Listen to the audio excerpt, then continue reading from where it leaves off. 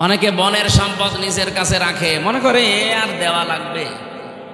মাঠের জমি জায়গা হয়তো দেয়, বাড়ির জমি জায়গা অথবা সম্পদ যা আছে টাকা পয়সা দিতে চায় না। না, সাহাবা ইকরামের জীবনী পড়েছি, তারা এই আয়াত শোনার পরে ইউসিকুমুল্লাহু ফি আওলাদিকুম লিযযাকারি মিসলু হাদ্দিল উনসায়াইন, আল্লাহর নির্দেশ তোমাদের এক ছেলে যা পাবে দুই মেয়ে তাই পাবে। এটা পালন করতে গিয়ে তারা নিজেরা বনের সম্পদ, মেয়ের সম্পদ এগুলো ভাগ কখন করতেন? রান্নার হাঁড়ি, কড়াই, এমনকি পানি খাওয়ার গ্লাস পর্যন্ত তারা আলাদা করি না, এগুলো ভাগ করত। আর আপনি বাড়ির জমিও দিতে চান না। অন্যের জমি জায়গা যদি কেউ আত্মসাৎ করে, দখল করে নেয়, মেরে খায়, তাহলে তার একটা গোনা হবে। কয়টা? বলেন বলেন। জুলুমের গোনা। কিন্তু কেউ যদি নিজের বোনের জমি ফাঁকি দেয়, ভাইয়ের জমি ফাঁকি দেয়, ফুফুকে না দেয়, চাচাকে মেরে দেয়, ওর ডবল গোনা হবে। একটা হচ্ছে জুলুমের গোনা, আর একটা আত্মীয়তার সম্পর্ক ছিন্ন করার গোনা। এই দুই গোনা বাংলাদেশে চলছে না। ওটা তো আপনার আয়ত্তে থাকার কথা না, বোনেরটা আপনি নিজের নামে নিয়ে চালিয়ে দিচ্ছেন। মানে অনেকে মনে করে আমার ছেলে মেয়ে, আমার স্ত্রী পুত্র এদেরকে সুখে রাখার জন্য আমি এগুলো করছি। আরে ভাই, আপনি তো পাগলও না, জাতেরও মাতাল না, তালেও মাতাল না। আপনি এখনই মরে গেলে আপনার ছেলে মেয়ে এই যে অবৈধ সম্পদ যা রেখে গেলেন, এগুলো তো অবৈধ। অন্যের সম্পদ নিজে মেরে খাওয়া, এটা অবৈধ না? অনেকে মনে করে বোনেরটা তো এমন হয় অবৈধ। কে বলিস আপনাকে? এটা আরো ডবল অবৈধ। এভাবে যারা রেখে যাচ্ছেন কি হবে বলেন তো? বাস্তবতা, আপনি মরে যাবেন, আপনার ছেলে, আপনার বউ, আপনার মেয়ে এই টাকা পয়সাগুলো এমন এমন জায়গায় ব্যয় করবে। একদিকে তো মেরে খাওয়ার গোনা আপনার আমল নামায়, আর ওরা আর একটা গোনা করবে, ওইটা ফিলাক্সি লোড হয়ে আপনার কবরে যাবে। তাহলে ডবল শাস্তি আপনার জন্য না, একটা গোনা শাস্তি কয়টা? সূরা ফুরকানের ভেতরে তিনটা পাপের কথা আল্লাহ উল্লেখ করে জানিয়েছেন। এই তিনটা পাপ যদি দুনিয়ায় কেউ করে, তার শাস্তি হবে দুনিয়া আর আখিরাত মিলে ডবল। পৃথিবীর প্রতিটি পাপের শাস্তি হয় একটা, আর ওই তিনটা পাপের শাস্তি হবে ডবল। ওয়াল্লাযীনা লা ইয়াদউনা মা'আল্লাহি ইলাহান আখার ওয়ালা ইয়াকতুলুনান নাফসাল্লাতী হারামাল্লাহু ইল্লা বিল হাক্কি ওয়ালা ইয়াজনুন ইলা আখির আয়াত। সূরা ফুরকান 68 নম্বর আয়াতে আছে, 19 নম্বর পারার 4 নম্বর পৃষ্ঠার 15 নম্বর লাইনে আছে। আল্লাহ পাক বলেন, দুনিয়াতে যারা আমি আল্লাহ বাদে অন্য কাউকে ডাকে তাদের শাস্তি ডবল হবে। এখন যদি বলেন অন্যান্য ধর্মের যারা, তাদের কাছে হয়তো এটা পৌঁছায়নি, এই জন্য না বুঝে ডাকে না। ইসলামের আওয়াজ যদি কারো কাছে নাও পৌঁছায়, তার বিবেক তো আছে। তার বিবেকের ওপরে তার কিয়ামতে প্রশ্ন করা হবে, তার হিসাব হবে, বিচার হবে বিবেকের ওপরে। একটুখানি চিন্তা করলেই তো হাতে বানানো জিনিসের মর্যাদা আপনি নিজেও বুঝতে পারেন। নিজে বানালাম, নিজে বানিয়ে যদি রাখেন, দেখবেন কুকুরে পোশাক করলেও নিজেকে বাঁচাতে পারে না। নিজেকে যে নিজেই বাঁচাতে পারে না তার পোশাক থেকে, আমি বিপদে পড়লে সে বাঁচাবে। এই জন্য আমি হিন্দু ভাইদের ভেতরে বহু শিক্ষিত যারা মার্জিত, এদেরকে আমি দেখেছি। কিছুদিন আগে এক কলেজের অধ্যাপক, বিসিএস ক্যাডার, ওনারে বললাম, স্যার আপনার এই মুসলমান হওয়ার দরকার। আমাদের ধর্মে জোর জবরদস্তি নেই, বাড়াবাড়ি নেই। হ্যাঁ, আমাদের ধর্মে যদি জবরদস্তি থাকতো আপনাকে আমরা পিটিয়ে মুসলমান বানিয়ে ফেলতাম। কারণ আমরা এদেশে 92 ভাগ, আর আপনারা মাত্র 8 ভাগ। তাও 8 ভাগও না, অন্যান্য জাতি আছে না, সেই হিসাবে হিন্দুরা খুব বেশি হলো 4 ভাগ হবে। আর ওই 2 ভাগ হয়তো খ্রিস্টান আছে, ইহুদি আছে, বৌদ্ধ আছে, আরো বিভিন্ন জাতি আছে। সব মিলে আপনাদের অবস্থান এই দেশে যা, পিটিয়ে হলেও মুসলমান বানিয়ে ফেলতাম। কিন্তু আমাদের ধর্মেই তো এটা নেই। কি কথা বলেন না কেন? আমাদের ধর্মে এটা আছে। আপনাকে আমাদের ধর্মীয় গ্রন্থ কোরআনে কারিম পড়ার জন্য আমি একটু, আপনি বাংলায় পড়েন, ইংরেজিতে পড়েন, শুধু পড়বেন, একটু বুঝে বুঝে পড়বেন। আরে আশ্চর্য! কোন দিকে তাকান আপনি? এদিকে তাকান। 3 মাস পড়ার পরে দেখি উনি তো জ্ঞানী মানুষ, মুসলমান হয়ে গেছে। এই জন্যে যারা অন্তত একটু জ্ঞান হালকা পাতলা যাদের আছে তাদেরকে বলছি, আমরা জোর করি না ভাই, আমাদের ধর্মে জোর জবরদস্তি নেই। কিন্তু পৃথিবীর বিভিন্ন ধর্মীয় গ্রন্থ আমরা জানি যে মানুষ পড়ে, আমাদের এটাও পড়ে। মাত্র 3 মাস পড়েন, একটু বুঝে শুনে পড়েন, দেখবেন আপনার জীবন পরিবর্তন হতে বাধ্য, যদি আপনার একটু মন থাকে। এই লরেন বুথ টনি বেলোয়ারের এক শালিকা ছিল, ওই ইরানের তেহরান বিমানবন্দরে নামার পরে এক মুসলমানকে বলেছিল যে আমি মুসলমান হব না, কিন্তু আমি ইসলাম জানতে চাই।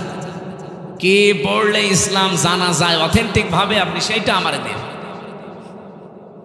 উনি কোরআন শরীফ দিয়েছিল, কোরআনের বাংলা অনুবাদ, ইংরেজি অনুবাদ এগুলো দিয়েছে। যেহেতু এই দেশে এসে না, ইংরেজি অনুবাদ দিয়েছিল, আর ইরানে যে ভাষা চলে ওই ভাষার কোরআনের অনুবাদগুলো দিয়েছে, আর সিয়াসিত্তা হাদিসের অনুবাদগুলো দিয়ে বলছে আপনি পড়বেন, পুরাটা পড়ার পরে অথেন্টিক ইসলাম পেয়ে যাবেন। এখন আমার প্রশ্ন, এই এলাকায় হিন্দু যদি এখন এসে এই স্যারকে জিজ্ঞাসা করে যে আপনি তো মুসলমান, আমি কিন্তু মুসলমান হব না, আমি ইসলাম জানতে চাই, কি পড়লে অথেন্টিক ইসলাম জানা যাবে সেইটা আমারে আপনি দেন, উনি কি দেবে বলুন? দেখলেন, এই একজন আলেম আছে শুধু বলছে কোরআন শরীফ, আর বাকিগুলোর মুখে কথা নেই। আমরা অনেকে ভয়ে ভয়ে আছে, হ্যাঁ হিন্দু মানুষ কোরআন শরীফ পড়বে, আরে কোরআন কি আপনার বাবার নাকি? হাদা বায়ানুল লিন্নাস হুদাল লিন্নাস। পৃথিবীতে মানুষ যারা, তাদের জন্য আল্লাহর এই কিতাব, কথা বলেন না কেন? আর যে যেইভাবে যতটুকু এখান থেকে নেবে সে ততটুকু উপকার পাবে। আজ আমেরিকা উপকার পেয়েছে কেন? কারণ কোরআনে ওরা পুরাটা মানে না, যতটুকু মানে ততটুকু উপকার পায়। সূরা নেসার 34 নম্বর আয়াতটা ওরা নিয়েছে হালকা, পুরাটা না। আর রিজালু কাওয়ামুনা আলান নিসা, এই পৃথিবীতে পুরুষ মানুষ হবে নেতা, আর মেয়েরা হবে তাদের আজ্ঞাবহ। এই আয়াতের পক্ষে একটা হাদিস আছে। পারস্যের রাজা ইন্তেকালের পর সেখানে কাইসার নামে যেই লোকটা যখন দুনিয়া থেকে বিদায় নেয়, তখন তার মেয়েকে তারা ওই দেশের লোকরা শাসনভার ক্ষমতা তুলে দিয়েছে। নবীদের কাছে এটা এসে সাহাবা ইকরাম বললেন যে এই ঘটনা। বিশ্বনবী তখন বললেন, লা ইউফলিহা কওমুন আল্লাহু আমরাহুম ইমরাতুন, বুখারী শরীফের হাদিস। ওই জাতি কখনো সফল হচ্ছে না, হবে না। ইউফলিহার আগে লান আছে, মজারের আগে লান আসলে অর্থ হয় কখনোই হবে না। বর্তমান, ভবিষ্যৎ, প্রেজেন্ট, ফিউচার দুইটা কাল দিয়েছে। নবীজির গ্যারান্টি মিথ্যা হবে? বিশ্বনবী বলেন কখনো ওই জাতি সফল হচ্ছে না, হবে না, যেই জাতি তার নেতৃত্বের ভার কোনো মহিলার উপরে তুলে দিয়েছে। আপনি দেখেন আমেরিকা জাতে মাতাল হলো, তাহলে ঠিক আছে, 236 বছর চলছে। এই 236 বছরে আজ পর্যন্ত কোনো মহিলাকে তারা দায়িত্ব দেয়। ওরা এই আয়াতটা, এই হাদিসটা হালকা মানে, এই জন্য তারা পৃথিবীতে দাঁড়িয়ে গেছে। আর আমাদের চর্মচোখে দৃষ্টিতে আজ সফল তারা। ট্রাম্পের মতো একটা মাতালকে দায়িত্ব দিয়েছে। ট্রাম্প মাতাল না, ওরাটা মাতাল। অথচ কমলা হ্যারিসের মতো এত বড় একটা শিক্ষিতা, অনার্স মাস্টার্স করা, এই মহিলাকে দায়িত্ব দেয়।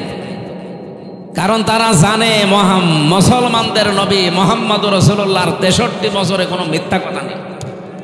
সুবহানাল্লাহ বলতে পারেন নাই?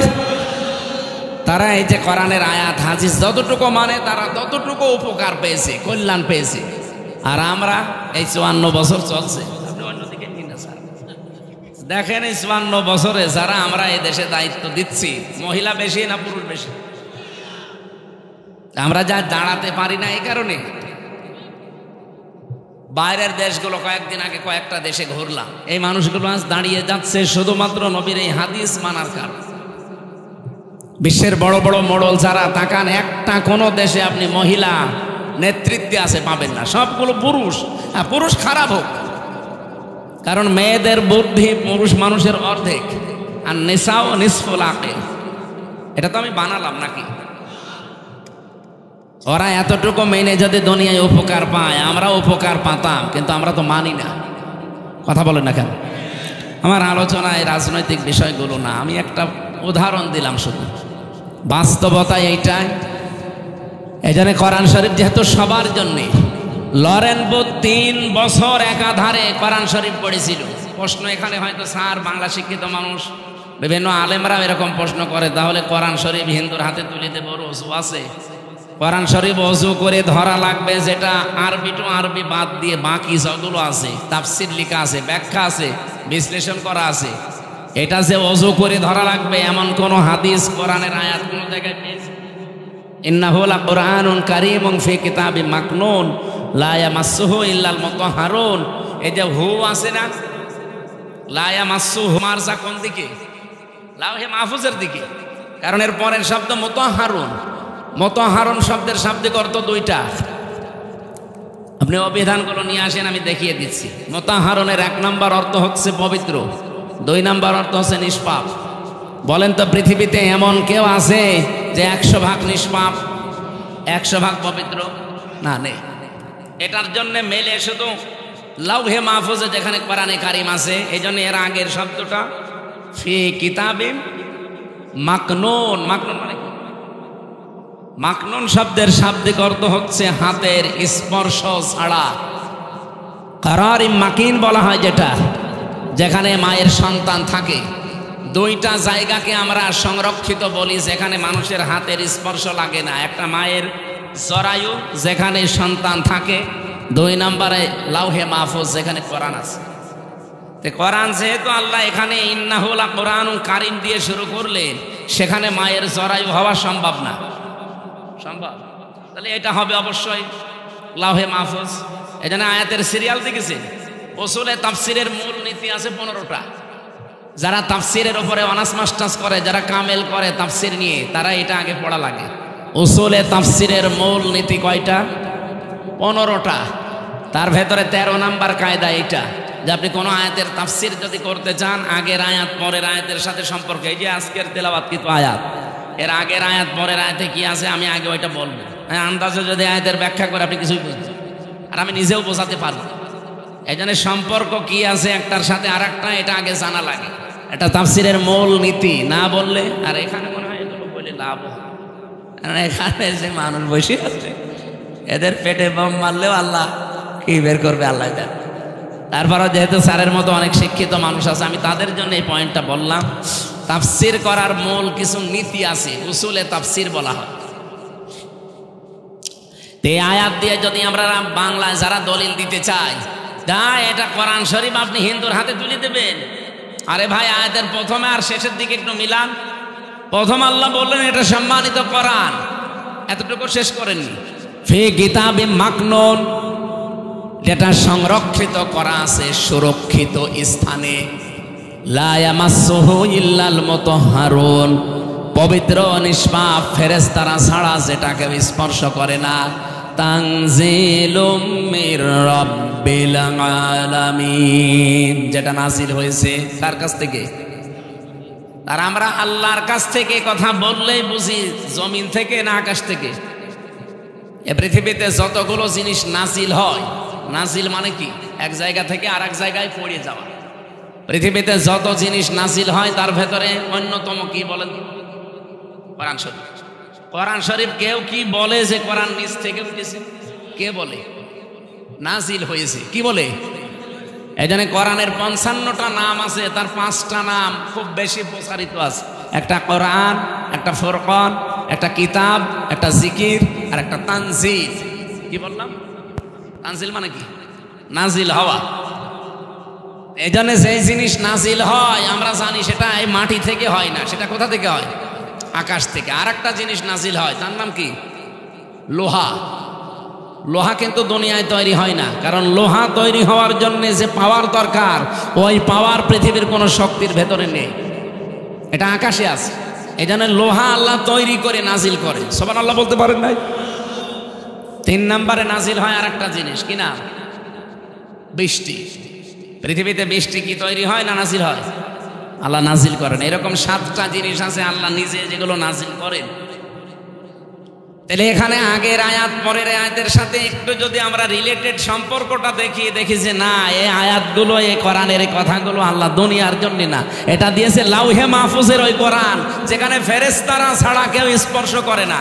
আর একদিকে ফেরেশতারা নিষ্পাপ, আর একদিকে পবিত্র। এখানে কোনো সন্দেহ আছে? তাহলে কোরআন শরীফ একজন মানুষকে আপনি তুলে দেবেন, আর কোনো প্রশ্ন করবেন না। এর এখানে একটা হাদিস এসেছে, মুসলিম শরীফের হাদিস, হযরতে আলী থেকে বর্ণিত রাদিয়াল্লাহু তাআলা আনহু। এদিকে তাকান। নবীজি টয়লেট থেকে বের হয়ে আসলেন। এই গল্প করেন মানে? আমি কি আর কি মারছি? বাইরে যেতে এখনই গিবত করবেন যে কি বললো বুঝলাম না, এক কথা বারবার রিপিট করছি তো এই কারণে। ওনাকে গোশত খেতে দিয়েছে, সিদ্ধ গোশত। নবীজি গোশত খাওয়ার জন্য পাত্রটা হাতে নিলেন, মুখে দিলেন। সাহাবী বললেন, হে নবী, আপনি ওযু করবেন না? ভালো করে শোনেন, এটা বাংলায় বলছি, আরবিতে আছে, বাংলাটা বলছি। বিশ্বনবী ওই দিন জানিয়েছেন, সাহাবী, আল্লাহ পাক আমাকে শুধুমাত্র নামাজ পড়ার আগে ছাড়া পৃথিবীর কোনো কাজ করার আগে ওযু করতে নির্দেশ দেয়নি। এখন আপনি বলেন, নামাজ পড়ার আগে ওযু করতে নির্দেশ দিয়েছেন কে? কোথায় আছে? কোরআনে কারিমের সূরা মায়েদার 7 নম্বর আয়াতে পাবেন, ইয়া আইয়ুহাল্লাযীনা আমানু ইযা কুমতুম ইলাস সালাতি ফাগসিলু ওয়ুজুহাকুম ওয়া আইদিয়াকুম ইলাল মারাফিক ইলা আখির আয়াত। ঈমানদারেরা, যখন নিয়ত করো যে নামাজে দাঁড়াবো, তখন কি করো? ওযু করো। বলেন বলেন। এখানে ওযুর কয়েকটা ফরজ দেওয়া আছে, 4টা। আমার যেহেতু এইটা উদ্দেশ্য না, আমি বোঝালাম যে পৃথিবীতে শুধুমাত্র ওযু করা লাগবে, মাস্ট বি। কিসের আগে? আরো জোরে। নামাজের আগে যদি ওযুর ব্যবস্থা না থাকে, বা এমন কোনো অসুখ আপনার পানি ধরলেই রোগটা বেড়ে যায়, ওই অবস্থায় যদি মাসের পরে মাস, বছরের পরে বছর চলে যায়, তারপরও আপনাকে ওযু করার দরকার নেই, তাইমম করে নামাজ হবে না। তাইমমের ব্যবস্থাও নেই। এমন একটা জায়গায় আছে যে তাইমম করবেন, তাইমম করার জন্য যে জিনিসগুলো লাগে, পবিত্র মাটি জ্বালিয়ে, এগুলো একটাও নেই। এমন এমন জায়গায় আপনি আছেন যেখানে এগুলোর একটাও পাওয়া যাচ্ছে না। কি করবেন? মাটিও নেই, পানিও নেই, নামাজ তো ফরজ পড়তেই হবে। এত গুরুত্বপূর্ণ বিধান এটা। আমি 1 সেকেন্ডে বলি, কোন মহিলার যদি সন্তান পৃথিবীতে আসার সময় হয়, নবীজি বলেন, যদি সন্তানের মাথা দেখা যাচ্ছে, নামাজের সময় হয়ে গেছে, তোলার ভেতরে এই সন্তানের মাথাটা বিছিয়ে দাও, ওই মহিলাকে বলো যে নামাজ পড়ো। আপনি টের পাচ্ছেন কি বললাম? ডেলিভারির সময় যে কষ্টটা, বিজ্ঞান এখন দেখাতে পাচ্ছে কম্পিউটার দিয়ে কষ্ট মাপার একটা স্কেল আছে। পৃথিবীর প্রতিটি জিনিস যেমন মাপ দেওয়ার জন্য আলাদা আলাদা যন্ত্র আছে। এখানে ডাক্তার না, ওনারে যদি বলে আমার জ্বর মেপে দেন, থার্মোমিটার দেবে। যদি বলি এই স্টেজ মেপে দেন, থার্মোমিটার দিয়ে মাপবে। এটার জন্য আলাদা যন্ত্র আছে না, ফিতা লাগবে, গজ লাগবে। পৃথিবীর প্রতিটি জিনিস পরিমাপ করার জন্য আলাদা আলাদা যন্ত্র আছে, আর আলাদা আলাদা নাম আছে। এখন যে আপনি কষ্ট মাপবেন কি দিয়ে? দাড়ি পাল্লা দিয়ে। কি দিয়ে? স্কেল। এটার জন্য আলাদা একটা যন্ত্র আছে। কম্পিউটারের ভেতরে আমি দেখেছি কষ্ট পরিমাপ করার যন্ত্র। পৃথিবীর যত শক্তিশালী মানুষও 45 ইউনিটের বেশি কষ্ট দিলে মানুষটা মরে যাবে, যাই হোক পুরুষের ভেতরে। কিন্তু মেয়েদের আলাদা কিছু সেল আল্লাহ দিয়েছেন। এই যে সেলগুলো, এখন যেহেতু কথাটা মনে এসেছে এই জন্য বলছি, সেল মানুষের শরীরে 2 কোটির উপরে আছে।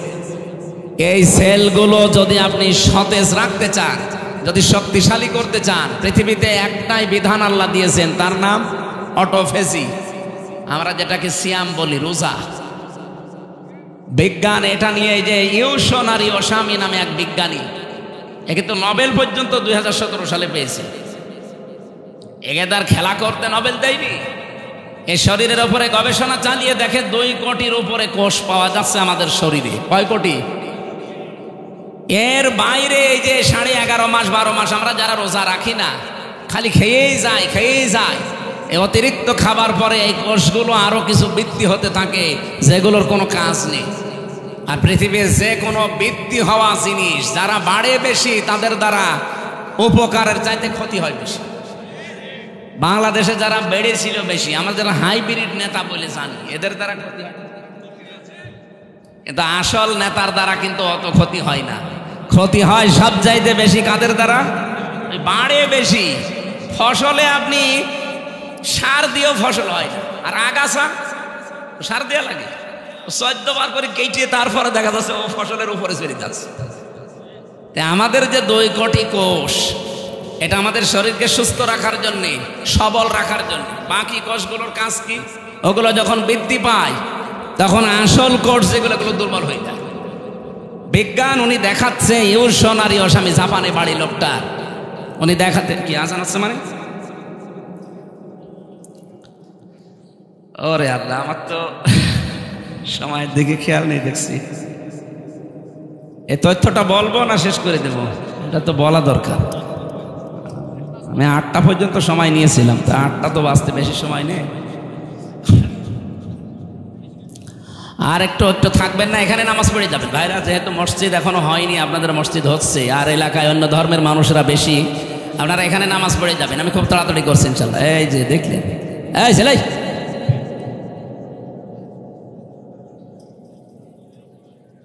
কি বৃষ্টি হচ্ছে, দর ওঠে কেন? মুয়াজ্জিন, এত মুয়াজ্জিন এলাকায় যান, মুয়াজ্জিন যারা যে আজান দেন, বাকিগুলো যেন না ভাই। আমরা আয়াতটা অন্তত শেষ করি, খালি এই তথ্যটা বলার পরে চলে যাচ্ছি। উনি জানিয়েছেন অতিরিক্ত এই কোষগুলোকে যদি দুর্বল করতে হয় তাহলে কমপক্ষে 30 দিন, বছরে 30 দিন 14 থেকে 15 ঘন্টা আপনি না খেয়ে থাকতে হবে একাধারে। পৃথিবীর কোন ধর্মে এটা আছে দেখি? 4500 ধর্মীয় গ্রন্থ এই পৃথিবীতে এখন আছে, উল্লেখযোগ্য আছে 27টা। এই 27টাকে তিনি এক জায়গায় করে করে মিলিয়েছিলেন যে কোনটা এই তথ্য পাওয়া যায়। সর্বশেষ পেয়েছেন মুসলমানদের ধর্মীয় গ্রন্থ কোরআনে কারিম, সূরা বাকারার 183-84 নাম্বার আয়াতে। আল্লাহ পাক 1500 বছর আগে অটোফেসির তথ্য দিয়েছেন, ওয়াং তাসুমু খায়রুল লাকুম ইন কুনতুম তা'লামুন। তোমরা যদি রোজা রাখো এটার দ্বারা তোমাদেরই ভালো হবে। কি ভালো হবে, উপকার হবে, সেখানে এরকম পয়েন্টগুলো দেওয়া আছে। তার ভেতরে এইটা একটা। অতিরিক্ত এই কোষগুলো আস্তে আস্তে যখন আপনার শরীর থেকে দুর্বল হয়ে যাবে, এই আসল কোষগুলো তখন শক্তিশালী হবে। শরীরের ভেতরে 5.5 কেজি রক্ত আছে, 226 কিলোমিটার বেগে মাথা থেকে পা পর্যন্ত চলার জন্য ওই কোষগুলো সাহায্য করে। জোরে বলেন সুবহানাল্লাহ। এই যে মানুষের কষ্ট সহ্য করার যে লিমিট আছে, 45 ইউনিটের বেশি কষ্ট দিলে তো একজন মানুষ মরে যায়। একজন মা পৃথিবীতে সন্তান নিয়ে আসতে যে কষ্টটা পায়, কমপক্ষে 57 ইউনিট কষ্ট সহ্য করা লাগে। মা যে কষ্ট পেয়েছেন একটা, এই পৃথিবীতে মায়ের এই কষ্টের জন্যই সন্তানের প্রতি মায়ের হক বাবার চাইতে 3 গুণ আল্লাহ বৃদ্ধি করে দিয়েছেন নবীর মাধ্যমে। বলেন সুবহানাল্লাহ। আমি যে তথ্যটা বোঝাচ্ছিলাম, আপনি যদি সারা জীবন এখন এই যে কষ্ট, এত কষ্ট করছে মা সন্তান জন্ম দিতে, জীবন মরণ নিয়ে টানাটানি, কিন্তু নবীজি বলেন এ সময় যদি নামাজের সময় হয়ে যায়, সন্তানের মাথা তোলার ভেতরে বিছিয়ে বলো নামাজ পড়, কারণ নামাজ কি? ফরজ। বলেন বলেন। এই ফরজ নামাজ পড়তে গিয়ে ওযু করা শর্ত। ওযু করার জন্য পানি নেই, পানি ধরলেই রোগ বেড়ে যায়। মাটি দিয়ে করবেন, মাটিও নেই, প্লেনের ভেতরে আছেন, কি করবেন? এখন বিনা ওযুতে আপনাকে নামাজ পড়া লাগবে। কোন দিকে পশ্চিম যদি জানেন ভালো, কোন দিকে পশ্চিম জানা নেই, যেদিকে মুখ আছে ওই দিকেই নামাজ পড়া লাগবে, তাও নামাজ মাপ নেই। এই নামাজ যেন ফৌত না হয়ে যায়, নষ্ট না হয়, এই জন্য এই এলাকার যুবকরা একটা মসজিদ বানাচ্ছে। এটাই তো উদ্দেশ্য নাকি? সুতরাং এখানে সাধ্য মতো কিছু চেষ্টা করবেন যেন এটা দাঁড়িয়ে যায়। হয়তো আপনি 50 বছর পরে থাকবেন না, কিন্তু কিয়ামত পর্যন্ত এই মসজিদটা এখানে থাকবে। যদি ভারতের মতো এদেশে আগ্রাসন শুরু না হয়, এই উগ্রপন্থী হিন্দু যারা, তারা যদি মসজিদ ভেঙে না দেয়, এই মসজিদ এখানে কায়েমজা হয়ে গেল, কিয়ামত পর্যন্ত এখানে থাকবে আর মানুষ এখানে সেজদা দিতে থাকবে। যত মানুষ এখানে সেজদা দেবে, কবরে বসে বসে আপনি ফেলাক্সিলোড হয়ে সওয়াব পেতে থাকবেন। বলেন সুবহানাল্লাহ। আমরা ওযুর এই বিষয়টা নিয়ে পর্যন্ত এসেছিলাম। নবীজি বললেন আমাকে ওযু করার আগে, শুধু নামাজ পড়ার আগে ওযু করার নির্দেশ আল্লাহ দিয়েছেন। তাছাড়া পৃথিবীর কোনো কাজে, সে কাজ রোজা রাখা হতে পারে, হজ করা হতে পারে, এমনকি কোরআন পড়াও হতে পারে, এগুলোর আগে ওযু করা লাগবে। এর শর্ত আল্লাহ আমাকে দেননি, এই জন্য আমি ওযু না করে গোশত খেলাম। বলেন এখানে এই হাদিস আর এই আয়াত আপনি সম্পর্ক এক জায়গায় করেন, কি দাঁড়াবে? আজ বিশ্বের অন্যান্য দেশে এমনও জায়গায় আমি গিয়েছি যেখানে আল্লাহ যে একজন আছে সে জানেই না। কয়েকদিন আগে আমি থাইল্যান্ডে ছিলাম। এমন এমন এলাকায় আমাকে নিয়ে গিয়েছিল, সৃষ্টিকর্তা একজন আছে বিশ্বাস করে না, ওরা বিশ্বাস করে সব একা একা হয়েছে। এইরকম মানুষের কাছে যদি আল্লাহর পরিচয় অথেন্টিক ভাবে তুলে ধরা লাগে, আপনি যদি আপনার বাবার কাহিনী বলেন, ও জীবনে শুনবে? বলেন, কোরআনে কারিমের এমন এমন বিষয় আল্লাহ এর ভেতরে দিয়েছেন, সেই কথাগুলো তাকে প্রচার করেন, ওদের মনের ভেতরে রেখাপাত করবে। কারণ কোরআনকে আল্লাহ জানিয়েছেন জালিকাল কিতাব লা রাইবা ফি। এই যে কিতাবের গা আলিফ লাম, এটা নির্দিষ্ট করে জানিয়েছেন পৃথিবীতে একটাই কিতাব আছে যেটা মানুষকে হেদায়েত দিতে পারে। এর ভেতরে সম্মোহনী কিছু শক্তি আল্লাহ আলাদা করে রেখেছেন। বলেন সুবহানাল্লাহ। ও সিরাজগঞ্জবাসী, আমি যে কথাটা তুলেছিলাম এখান থেকে, এই সবগুলোর দ্বারা প্রমাণ করা যায় এটা দিয়ে যে ওযু করা কোরআন শরীফের যে বাংলা, ইংরেজি, উর্দু, ফার্সি তাফসির এগুলো ধরার শর্ত না। তাহলে লরেন বুথের কাছে যে কোরআনের তাফসির তুলে দিয়েছে, 3 বছর তিনি পড়ার পরে নির্দ্বিধায় মুসলমান হয়েছে। সাংবাদিকরা জিজ্ঞাসা করছে আপনি একজন খ্রিস্টান, তামাম পৃথিবীতে সবচাইতে বেশি মানুষ বাস করে খ্রিস্টান ধর্মে, আপনি সেই ধর্ম থেকে পৃথিবীর জঙ্গি ধর্ম ওরা বলে যেটাকে মুসলিম ধর্ম, এই ইসলামে আসলেন কোন কারণে?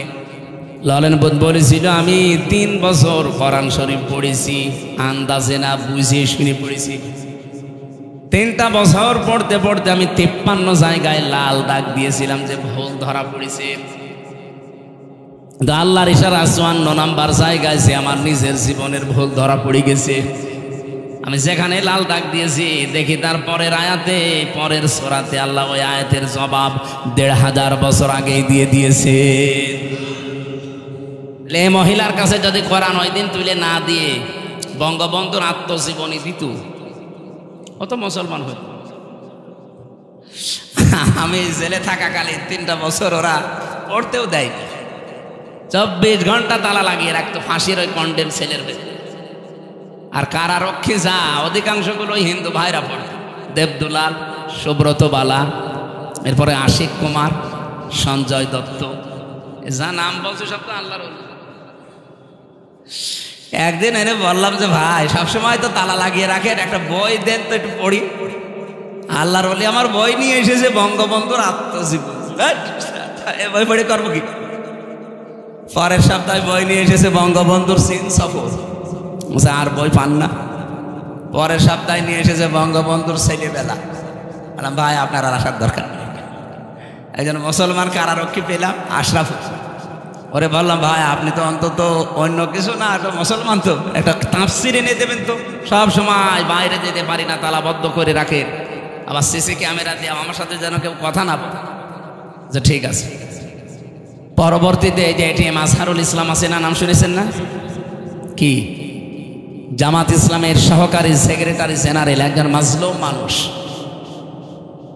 ডক্টর মোহাম্মদ ইউনূস দায়িত্ব নেওয়ার পরে বহু বড় বড় আসামি কিন্তু বের হয়ে গেছে, আমরা দেখতে পাচ্ছি। সে যে দলের লোকই হোক না কেন, যারাই হোক, আমি চাই হাসিনার আমলে যারা জেলে ছিল এই 15.5 বছর একটাও যেন জেলে না থাকে, সব বের করে। কারণ এগুলো সব ভুয়া মামলার আসামি। আমি নিজেরটা বলছি, আমি অন্তত তো ভুয়া মামলার আসামি ছিলাম। আমারে ওরা নাম দিয়েছে আনসারুল্লাহ বাংলা টিমের প্রধান, অথচ সাতাশে কি আমি জানি না। তার একজনকে পেয়েছিলাম, মনে হচ্ছে আল্লাহ দলের প্রধান আব্দুল মতিন। ভাই আপনি আল্লাহর দলের সভাপতি, সেক্রেটারিকে আমার ছেলে, ও সভাপতি ও ছেলে সেক্রেটারি, এ দেশে আর কোনো লোক নেই। এই হচ্ছে দেশের জঙ্গির অবস্থা। এগুলোকে পুঁজি করে এই পৃথিবীর নিকৃষ্ট মানুষের তালিকা যাদের বললাম, এরা বিশ্বের মোড়লদেরকে দেখাতো যে দেশে জঙ্গি আছে, অথচ জঙ্গি নামে দেশে কিছু নেই, আন্দাজে সব ভুয়া। আমার জঙ্গি মামলা দিলে শয়তান বিশ্বাস করবে? যারা বের হচ্ছে এই মানুষগুলোকে আমরা চাই। তারেক জিয়া বের হয়ে গেছে আলহামদুলিল্লাহ, ওনার স্ত্রী জবাইদা রহমান বের হয়ে গেছে আলহামদুলিল্লাহ, ম্যাডাম খালেদা জিয়া খালাস পেয়েছে আলহামদুলিল্লাহ। আমরা চাই এটিএম আজহারুল ইসলামকেও খালাস দেওয়া লাগবে। আজকে 19 তারিখ, 20, 21, 2 দিন পরে ওনার রায় আছে 22 তারিখে। এবার যদি টাল্টে পাল্টি করেন না, বাঙালিকে হাইকোর্ট দেখান, দেশের মানুষ কিন্তু আর কন্ট্রোল করতে পারবেন না। আমরা চাচ্ছি এই মাজলুম মানুষটাকে 22 তারিখে মুক্ত জীবনে ফিরিয়ে দেওয়া হোক। কারা চান দেখি? লিল্লাহে তাকবীর। এই দেখেন তো, হাত তোলেনি কে? না তুললে মনে করবেন ওইটা ওই দলের। ঠিক আছে। আরে ভাই, আমি দল বেদল না, আমি একটা মাজলুম মানুষের পক্ষে বললাম। ইব্রাহিম নবীর পক্ষে একটা ব্যাঙ প্রসাব করে যদি তার প্রসাব পাক হয়ে যায়, আমরা এই মাজলুম মানুষটার পক্ষে, জালেমের বিপক্ষে কথা বললে আমাদের জীবনে আল্লাহ পাক বানিয়ে দেবে ইনশাআল্লাহ। ওনারে বললাম যে আপনি এটিএম আজহারুল ইসলামের বলবেন যে আমির হামজা বই চেয়েছে, তাফসির চেয়েছে, দেখবেন দেবে। হ্যাঁ, উনি 2টা তাফসির পাঠিয়েছিল, ফি জিলালিল কোরআন, তাফহিমুল কোরআন। এ পৃথিবীতে 2টা তাফসিরকে আমি সবচাইতে বেশি পছন্দ করি, ভালোবাসি। আল্লাহ এই 2টাই মিলিয়ে দিয়েছিল। সুবহানাল্লাহ। সম্মানিত ভাইরা, আমি যে কথা তুলেছিলাম, তাফসির ওই মহিলাকে না দিলেও মুসলমানও হতো না, অন্য কিছু দিলে জীবনও মুসলমান হতো না। কোরআনের ভেতরে আল্লাহ যে সম্মোহনী শক্তিটা দিয়েছেন, এটা পৃথিবীর কোনো কিতাবে দেয়নি। আছে না? নেই। কারণ অন্যান্য কিতাবের কাছে গেলে আপনি আরো গোমরা হবেন। আপনি এখন ইনজিলের কাছে যান, আসলে ইনজিল নেই, এই জন্য ইনজিল পড়লে আপনি আরো খারাপ হবেন। তাওরাতের কাছে যান, তাওরাত আসলটা নেই, ওটার কাছে গেলে আপনি আরো খারাপ হবেন। শুধুমাত্র এইটার যেহেতু কোনো পরিবর্তন হয়নি, আর কিয়ামত পর্যন্ত হওয়ার সম্ভাবনা, সুতরাং এইটার কাছে সবাইকে আসার আহ্বান জানাচ্ছি। আজকে বাংলার জামাত ইসলামী কুষ্টিয়া জেলা শাখার ওলামা বিভাগের উদ্যোগে প্রায় 650 আলেম এক জায়গায় হয়েছিল। ডক্টর খলিলুর রহমান মাদানী হাফিজাহুল্লাহ উনি এসেছিলেন। সবাইকে আহ্বান জানিয়েছে যে বাংলাদেশে যারা আমরা কথা বলি, অন্তত 8-10 মিনিট যেন কোরআন শিক্ষার গুরুত্ব কি, কোরআনের আশার গুরুত্ব কি, এটা আমরা জানাই। আমি সেটার জন্য টাচ দিলাম। দল মত নেই, কোরআন শরীফ শুধু মুসলমানদের জন্য না ভাই, সবার জন্য। এজন্য যারা আছেন, আরবি টু আরবি যদি বাদ দেন, শুধু তাফসিরের কাছে আসেন, এটা পড়েন, দেখেন আপনার জীবন পরিচ্ছন্ন হতে বাধ্য যদি আপনার শুধু একটু মন থাকে। গিরিশচন্দ্র সেনের মন ছিল না, ও তাফসির লিখার পরও হেদায়েত পায়নি। তা আপনার যদি একটু হালকা মন থাকে, যশোরের অধ্যাপকের মতো, আপনি 3 মাসের ভেতরে দেখবেন এই পৃথিবীর শান্তির ধর্ম মুসলমান, ইসলাম এর ভেতরে চলে আসবে। আল্লাহ সেই কোরআনে কারিম থেকে 6666টি আয়াত, এটা প্রসিদ্ধ, 6236টা আয়াত, এটা বিশুদ্ধ। আমরা মাত্র একটা আয়াত পড়েছি, সূরা আহকাফ আয়াত নাম্বার 14, 15, 2টা আয়াত পড়েছি। এই 2টা আয়াত সামনে নিয়ে তাফসীর আকারে কিছু কথা বলতে চাচ্ছি, যেহেতু অনুষ্ঠান আর একটা আছে তো। আর এখানে 8টা পর্যন্ত সময় নিয়েছিলাম, আমি গুরুত্ব বোঝাতে যে সময়টা ক্ষেপণ হয়ে গেছে। আপনারা আর একটু থাকবেন না? আউযু বিল্লাহি মিনাশ শাইতানির রাজিম। বিসমিল্লাহির রহমানির রহিম। ইন্নাল্লাযীনা ক্বালু রাব্বুনাল্লাহু সুম্মা ইসতাকামু ফালা খাউফুন আলাইহিম ওয়ালা হুম ইয়াহজানুন। সাদাকাল্লাহুল আযীম। আহকাফ একটা পাহাড়ের নাম। কিসের নাম? আল্লাহ পাক এখান থেকে মাত্র একটা আয়াত, 14 নম্বর আয়াতটা আপনাদের সামনে পড়েছি।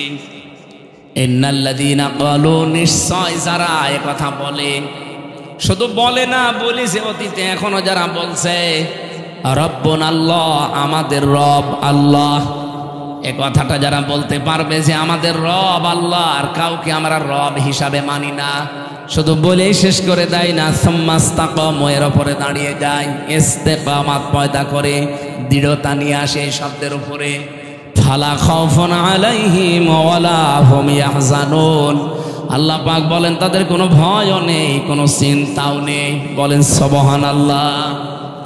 উলাইকা আসহাবুল জান্নাহ, এই মানুষগুলো জান্নাতের অধিবাসী। খালিদিনা ফিহা, চিরকাল সেখানে তারা থাকবে। জাযাম বিমা কানু ইয়ামালুন, তারা যে কাজ কারবার দুনিয়ায় করেছে তাদের পুরস্কার আমার আল্লাহ এটা দেবেন। এবার বাংলা অর্থের পরে আমরা তাফসিরে যাচ্ছি। এই যে বিমা কানু ইয়ামালুন, আপনি যা করেছেন তার পুরস্কার আল্লাহ দেবেন। কি করেছিলেন? এর আগে আল্লাহ যে দুইটা শব্দে আমাদেরকে কিছু কাজের নির্দেশ দিলেন, যে যারা বলে আমাদের রব আল্লাহ, এর উপর টিকে থাকে। রব শব্দের ব্যাখ্যায় আমি যতগুলো বিষয় তাফসিরের ভেতরে পড়েছি, রবের প্রথম অর্থ সৃষ্টিকর্তা। রব মানে কি? আমাকে সৃষ্টি করতে পারে শুধুমাত্র কে? পৃথিবীর অনেক ধর্মের কথা বললাম না, প্রায় 4500 ধর্ম। অন্যান্য ধর্মে তারা অন্যান্য বিষয়কে সৃষ্টিকর্তা মানে। এই যে হিন্দু ধর্মের যারা 12 মাসে 13 পূজা করে, 33 কোটি ওদের দেবতা, ওরা অন্যান্য এমন এমন নাম দিয়ে তাদেরকে ওরা সৃষ্টিকর্তা মনে করে। বিভিন্ন জিনিস মনে করে এগুলো এই বানিয়েছে, এগুলো এই বানিয়েছে। ওরা নাম দিয়েছে সরস্বতী, নাম দিয়েছে দুর্গা, এক একটার এক এক ক্ষমতা। কেউ ব্যবসায় বরকত দেয়, কেউ লেখাপড়ায় বরকত দেয়, কেউ ফসলে বরকত দেয়। এক একটার নাম এক একটা দিয়েছে, এগুলো তারা সৃষ্টিকর্তা, সৃষ্টি করেছে। আমরা জানা রব বলে আল্লাহকে বিশ্বাস করি। এই পৃথিবীতে 210 কোটি এখন আমরা মুসলিম, আমাদের সবার বিশ্বাস আমাদের সৃষ্টিকর্তাকে। আমি নাম নিয়ে ঘৃণা করে এই জন্য নামটা নিচ্ছি না। পালিয়ে গেছে যিনি, উনি কিন্তু বলেছিল ফসলে বরকত দিয়েছে, মা দুর্গা গজে চড়ে এসেছে। এ কথা বললে আপনার রবকে রব মানা হয়? হয় না, কারণ সৃষ্টি তো দুর্গা করতে পারে না। আপনি ফসলের মাঝে দুর্গাকে বসিয়ে রেখেন, ফসল সহ দুর্গা চুরি হয়ে যাবে। আমাকে বেশি বলছে, আপনি রেখে দেখেন। এমনিতে রব মানে সৃষ্টিকর্তা নয়, এটা প্রথম 5টার ভেতরে প্রথম এটা। আল্লাহ পাক বলেন ইকরা বিসমি রাব্বিকাল্লাযী খালাক, পড়ো তোমার ওই রবের নামে যিনি তোমাকে বানিয়েছেন। তাহলে সৃষ্টি করার একচ্ছত্র মালিকানা দুর্গার, হবলের, সরস্বতীর, কার? এটা আমরা বিশ্বাস করি। তো পৃথিবীর কিচ্ছু কেউ সৃষ্টি করতে পারে না, শুধু ওটা রিফাইন করতে পারে, একটার সাথে মিলিয়ে আর একটা বানাতে পারে। কিন্তু আসল যিনি বানিয়েছেন সর্বপ্রথম তিনি কে? এই যে মডেল ছাড়া যিনি বানান, এই জন্য তাকে সৃষ্টিকর্তা বলা হয়।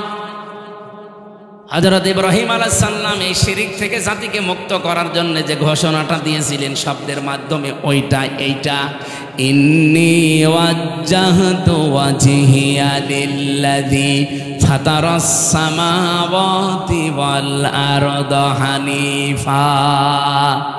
তিনি বলেছিলেন আমার এই চেহারা আমি ঘুরিয়ে দিলাম ওই রবের দিকে। কোন রব? যিনি আসমান আর জমিনের উদ্ভাবক। এই যে ফাতারা মানে যিনি আসমান আর জমিন দেখে দেখে বানাননি, কোন রকমের মডেল ছাড়া, আকৃতি ছাড়া, নিজের জ্ঞানে বানিয়েছেন, এইটার নাম সৃষ্টিকর্তা। আমি একটা জিনিস দেখে আর একটা জিনিস এটা বানালাম, এটার নাম কিন্তু ফাতারা না, এটার নাম খলাক না, তার আলাদা আরবি আছে। কিন্তু কেউ যদি কোনো আকৃতি ছাড়া, কোনো মডেল ছাড়া একটা জিনিসকে তৈরি করে, যেমন আমার আল্লাহ পৃথিবীর সব কিছুকে আলাদা আলাদা বানিয়েছেন, একটা দেখে আর একটা। বলেন বলেন, আমাদেরকেও আল্লাহ ঠিক ওইভাবে একটার সাথে আর একটা জীবনও মিলবে না। আপনি মনে করছেন না হামজার এই যে অধ্যাপক সাহেবের চেহারা মনে হচ্ছে একই? কে বলেছে? কিয়ামত পর্যন্ত এই পৃথিবীতে হামজার সাথে আর কোনো মানুষের চেহারা মিলছে না, মিলবেও না। কোনো লাইনে একটা খোদ আল্লাহ ধরিয়ে দেবে। বিশেষ করে 5টা জিনিস তো মিলবেই না। আমার এই হাতের আঙ্গুলের ছাপ, এখানে 153টা রেখা আছে। আজ পর্যন্ত কারো এই রেখাগুলো একটার সাথে আর একটা মেলে না, কিয়ামতের আগে কারোর সাথে কারো মিলবে না। যদি মেলে তাহলে জমি জায়গা সব জাল হয়ে যাবে। 2 নম্বরে কণ্ঠের স্বর। এই যে আমার কণ্ঠের যে স্বর বের হচ্ছে, এক একটা কথা তৈরি হতে কমপক্ষে 27টা স্তর পার করছে আমার এই কণ্ঠ। প্রত্যেকের ঠিক এইভাবেই ওই 1 থেকে 26 পর্যন্ত হয়তো ঠিক থাকবে। বিজ্ঞান জানিয়েছে 27 নাম্বার জায়গায় যখন কথাটা বের হবে তখন সিস্টেমটা আল্লাহ আলাদা করে স্বর মানিয়ে দেবে। এখানে কারো কণ্ঠের সাথে কারো কণ্ঠ মিলছে না। যদি মিলেছে তো বলেন তো, এখন আমি রব্বানী সাহেবের বাড়িতে এসে যদি সালাম দিতাম, ওনার কণ্ঠ আমার কণ্ঠ যদি এক হয়ে যেত, ম্যাডাম দরজা খুলে দিতেন, বাবা শাহজালাল সব হালাল হয়ে যেত। 3 নম্বরে মেলে নাই যে চোখ। এর ভেতরে 5টা জিনিস আছে, লেন্স আছে, লেন্স আছে, কর্নিয়া আছে, মনি আছে, ইকুয়াল আছে, ডিপ ইকুয়াল। এই 6টা জিনিস আজ পর্যন্ত পৃথিবীতে কারো মেলে নাই, কিয়ামতের আগে মেলার সম্ভাবনা নেই। 4 নম্বরে মানুষের এই চামড়া, 9768 প্রকার চামড়া আমাদের 3.5 হাত বডিতে আল্লাহ দিয়েছেন। এটা আশ্চর্যের বিষয়, পৃথিবীতে আজ পর্যন্ত কোনো চামড়ার সাথে মিলবে না। যদিও মনে হচ্ছে স্যারের চামড়া আমার সাথে মিল আছে, কেটে যাক, ওনার চামড়া এসে লাগিয়ে দেন, পছন্দ হবে, ভালো হবে না। আচ্ছা ডাক্তার আছে, আমার চামড়া ভালো করতে হলে আমার কোনো চামড়া কেটে লাগিয়ে দেন, ভালো হয়ে যাবে। আল্লাহ বোঝাতে চাই বান্দা, 9768 প্রকার চামড়া, এর সাথে অধ্যাপকের মেলে না। আর কিয়ামতের দিন ও তোর বোঝা বহন করে নিয়ে যাবে, তোরে ও বোঝায় আর তুই বুঝে ফেলিস ওইটা একটা ভণ্ড আর তুই একটা পাগল। সুতরাং কারো উপরে ভরসা করা যাবে? শুধু দুর্গার উপরে করা যাবে না, কোনো দুর্গার উপরে না, কোনো দরগার উপরেও না। কি হিন্দুদের আছে দুর্গা আর মুসলমানদের জিনিস একই ফিরাই, খালি নাম পাল্টিয়েছে। সিস্টেম তো আপনারা এক বানিয়ে নিয়েছেন। কোন দুর্গা কোন দরগা এ পৃথিবীর কোনো কিছু তৈরি করতে পারে না, সৃষ্টিকর্তা শুধুমাত্র কে। এজন্য কারো উপরে ভরসাও করা, আরো জোরে বলেন। আমি আর একটা জিনিসের নাম বলি নাই, 5টা জিনিস যে আল্লাহ দিয়েছেন মেলে না। কয়টা বলবেন? 4টা। একটা হাতের এই যে সাফ, 2 নম্বরে কণ্ঠের স্বর, 3 নম্বরে চামড়া, 4 নম্বরে চোখ, আর একটা বাকি আছে কি? জহব্বা। এই যে জহব্বার ভেতরে যে স্বাদ নেওয়ার স্তর আছে, আস্বাদন স্তর বলা হয়। এক একটা জহব্বার ভেতরে কমপক্ষে আস্বাদন স্তর আছে 2 কোটি। পৃথিবীতে সর্বোচ্চ খাবার তৈরি হয় 220 প্রকার। আমি বিশ্বের অন্যান্য যে উন্নত দেশগুলোতে বড় বড় রেস্টুরেন্টে গিয়ে দেখেছি, আমি 220 প্রকার না, আমি 180 প্রকার পর্যন্ত খাবার পেয়েছি। আমি গাজীপুরে এক হোটেলে খাবার খেয়েছিলাম নিরিবিলি, ওখানে 180 প্রকার পর্যন্ত খাবার তৈরি করে। কাঁঠালের পাতা নিয়ে এসে বলছে ভর্তা। কিসের? কাঁঠালের পাতা। কাঁঠালের পাতা ভর্তা, কলার পাতা ভর্তা। আমার মনে হয় যা পায় তাই ভর্তা করে। সব মিলে কত? আর এক জায়গায় গিয়েছিলাম, ওখানে পেয়েছি 220 প্রকার খাবার। এর উপর আমি আর পাইনি বিশ্বে।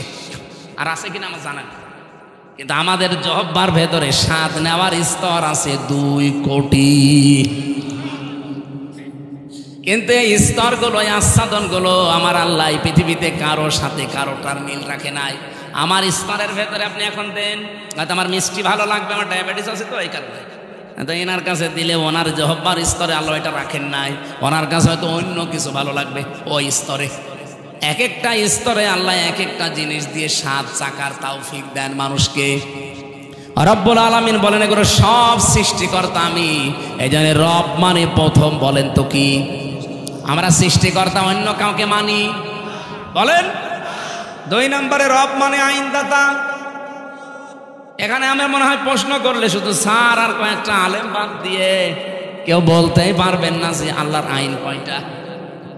বলেন 500। অথচ এখানে 92% মুসলমান এই দেশে আমরা বাস করি, আল্লাহর একটা আইনও এখানে চলে না। আর কিছু আংশিক আছে মনে করি ওইটা ইসলামে যে নামাজ, এই যে রোজা আছে, এই যে পর্দা করে, কিছু মানুষ মনে করে ইসলাম হয়ে গেছে, অথচ আল্লাহর আইনের ভেতরে 500, তার ভেতরে অন্যতম একটা ইসলামী অর্থনীতি। এটা যে একটা ইবাদত, একটা আইন, আমরা অনেকে জানিও না, মানিও না। ইসলামী অর্থনীতি একটা ইবাদত না? বলেন বলেন, এটা কত বড় মারাত্মক অপরাধ আপনি জানেন? এই অর্থনীতি যদি আপনি না মেনে চলেন, কেউ যদি ইসলামী অর্থনীতি বাদ দিয়ে এই যে সুদ ভিত্তিক অর্থনীতি যেটা বাংলাদেশে চলছে, কেউ যদি ওইটা মেনে চলে আর ওইটা কায়েম করার চেষ্টা করে, সে যেন মায়ের সাথে জেনা করে। আজ বাংলাদেশে শুধু ইসলামী ব্যাংক ইসলামী নিয়মে চলবে কেন?